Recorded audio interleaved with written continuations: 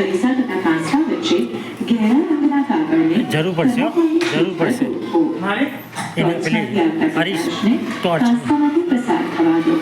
હા અંધારું ગયું પછી કાંસામાંથી પસાર થતો પ્રકાશ અને અરીસા વડે પરાવર્તન પામતો પ્રકાશ બંને ભેગા મળીને કેવી સરસ ચોકડીવાળી ડિઝાઇન રચે છે.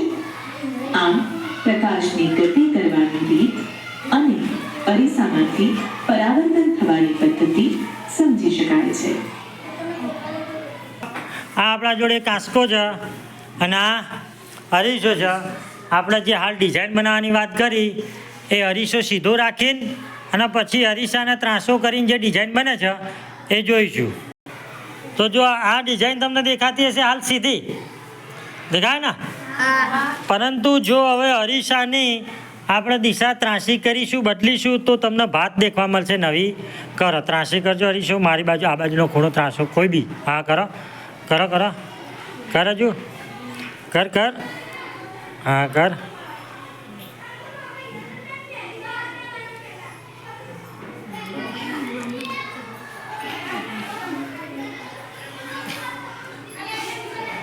ચોકડી હજુ કરજો કરજે.